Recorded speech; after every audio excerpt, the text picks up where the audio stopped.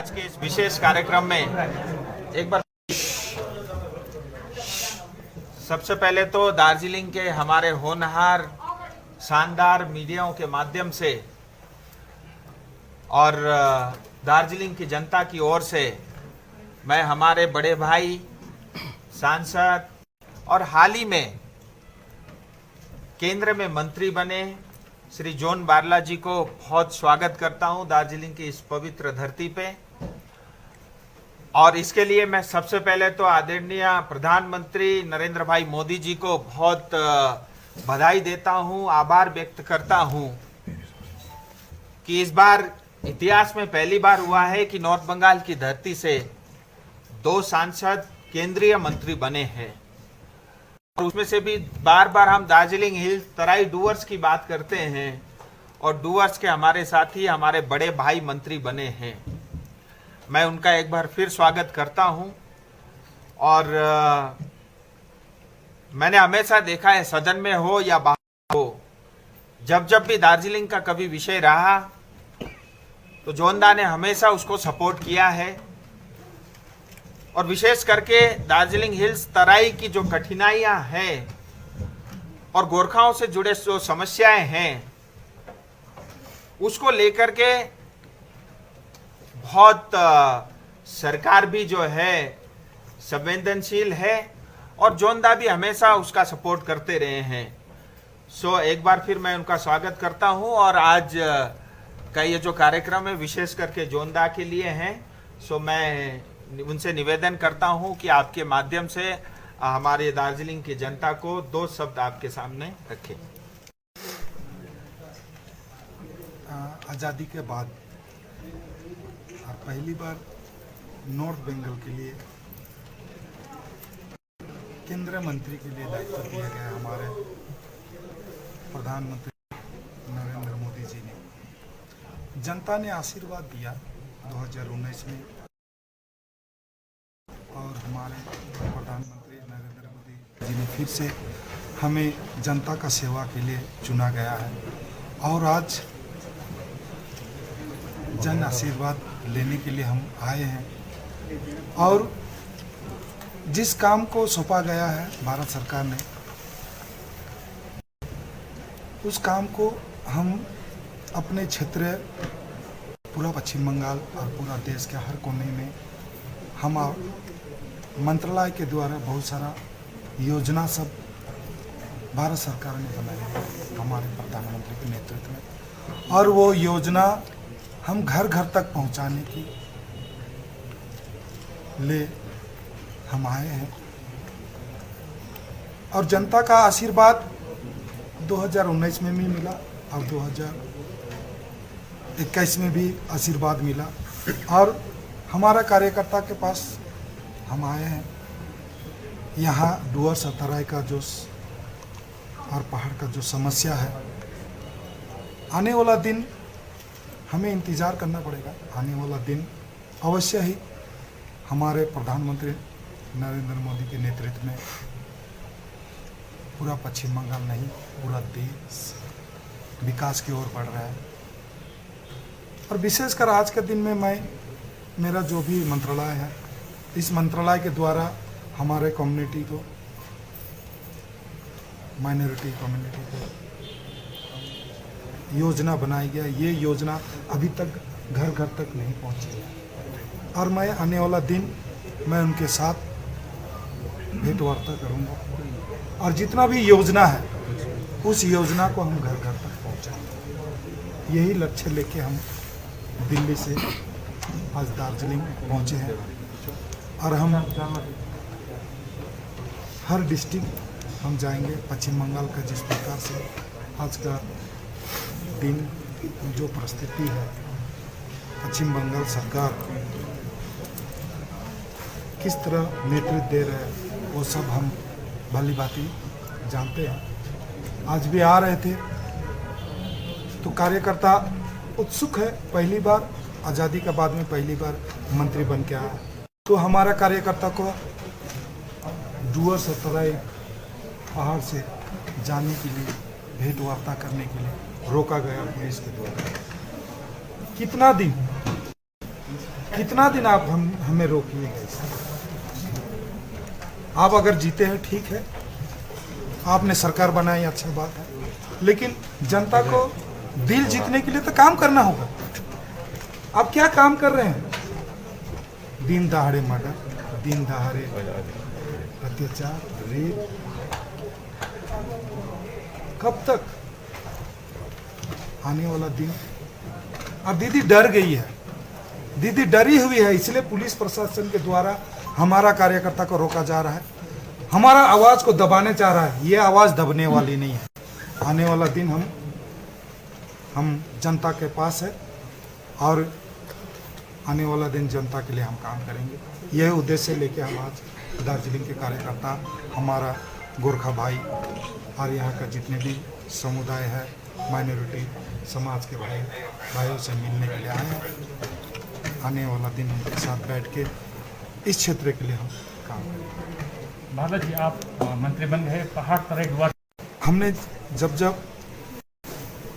हमारे सांसद राजू जी भी, हम लोग दोनों जब डुअर्स तरह के और पहाड़ की बात आती है तो हम एक दूसरे से बैठ बातचीत करते हैं कि हम अपने क्षेत्र के लिए क्या क्या काम कर सकते हैं। बस थोड़ा इंतज़ार करना पड़ेगा। कोविड के कारण से 2 साल हम पिछड़ गए हैं। अभी कुछ वातावरण अभी सामान्य होने जा रहा है और आने वाला दिन हम अभी भी 3 साल है, इस 3 साल के भीतर हम सांसद, हमारे एमएलए, हमारे खरसिंग एमएलए, हमारे कुमारग्राम के एमएलए भी है और नॉर्थ बंगाल के लिए जरूर आने वाला दिन हम लोग और पूरा पश्चिम बंगाल अच्छा रास्ता, अच्छा राह हम दे पाएंगे। राजू जी, काबुल के बारे में बोलिए ना, कितना है, क्या खबर है? परिस्थिति है वो बहुत ही चिंताजनक है। और अभी मैं जब रास्ते में आया तो लगातार मैं एमईए के संपर्क में हूँ और जो हमारे दार्जिलिंग के कुछ भाई बहन इस समय वहाँ पे काबुल में कैंप में है, उनके साथ भी मैं लगातार संपर्क में हूँ। मेरा कार्यालय भी लगातार 24 घंटे काम कर रहा है और भारत सरकार की हम सब की प्राथमिकता है कि जो हमारे देश के नागरिक हैं, चाहे दार्जिलिंग के हो, चाहे कश्मीर से हो, चाहे कन्याकुमारी के हो, हम जल्द से जल्द उनका वतन वापसी कराएं। और उसके लिए एमईए जो है जॉइंट सेक्रेटरी लेवल का अलग से जो है कमेटी भी गठित कर रही है, उसकी घोषणा भी जल्द होने वाली है। और प्रधानमंत्री स्वयं इस चीज़ की समीक्षा कर रहे हैं और पूरी भारत सरकार इस समय लगी हुई है कि हम अपने लोगों को, अपनी नागरिक को जल्द से जल्द वहाँ से बाहर निकालें। कुछ कठिनाइयाँ हैं, एयरपोर्ट का काफ़ी हिस्सा उनके कब्जे में है, लेकिन फिर भी अमेरिका फौज और अमेरिका के पास भी काफ़ी कुछ है। सो हम प्रयास करके इस स्थिति को जल्द से जल्द सामान्य करने की कोशिश कर रहे हैं और मुझे लगता है जिस प्रोएक्टिव के साथ सरकार लगी हुई है, हम जल्दी सफलता पा लेंगे। आपके माध्यम से इस क्षेत्र में जितने भी हमारे ज़्यादातर पूर्व सैनिक लोग गए हुए हैं, जितने भी भाई बहन हैं, मैं उनको भी यही निवेदन करता हूं कि आप लोग थोड़ा धीरज रखिए, चौकन्ना रहिए जरूर, वो आज की इस समय की आवश्यकता है। धीरज रखिए, पूरी सरकार, हम सब लोग आपके साथ हैं और हम रात दिन जो है इसी उसमें योजना में हैं कि हम कैसे भी जल्द से जल्द आपको वहाँ से निकालें। किसी तरह का अफवाह में अभी हमको नहीं जाना चाहिए। और वहाँ पे भी मैं ये कहना चाहूँगा, जो भी आधिकारिक बयान होता है भारत सरकार की तरफ से, हम उसी घोषणा को और उसी सूचना को ही सुने। साथ में मैं ये भी कहना चाहूँगा, हम सब आपके साथ हैं और हिंदुस्तान के एक नागरिक का भी अहित नहीं होगा, इतना मैं भारत सरकार की तरफ से आश्वासन दे सकता हूं। और इससे पहले भी जब जब देश में इस तरह के संकट आए, चाहे वो कोविड का संकट हो या और भी किसी तरह के संकट आए हो, इस सरकार ने उसका सामना किया है और बहुत अच्छे से और ढंग के समाधान के साथ उस समस्याओं का हल भी किया है। सो इस समय मैं यही कह सकता हूं, स्थिति नाजुक है, सरकार प्रयासरत है, जल्दी हम सफलता प्राप्त कर लेंगे। राजू जी, त्रिपक्षीय वार्ता कब तक होने का चांसेस? ये सब सवाल आप सबके मन में हैं और जाहिर से बात है, रहनी भी चाहिए। मुझे लगता है बहुत समय के बाद पहाड़ को न्याय मिलने की प्रक्रिया शुरू होगी और जैसा आप सब लोग जानते हैं, हमारे सब अलायंस पार्टी के साथी, हमारे चुने हुए विधायक, मैं स्वयं गृह मंत्री जी के साथ हम लोग मिले थे। आप सब ने वो तस्वीरें भी देखी है, वो बातचीत भी आपने सुनी होगी। गृह मंत्री जी ने स्पष्ट रूप से ये कहा है कि अगर हमारी सरकार होती अब तक उसका समाधान हो चुका होता। पश्चिम बंगाल बहुत बड़ी बाधा है, लेकिन हम अपने वचन के पक्के हैं।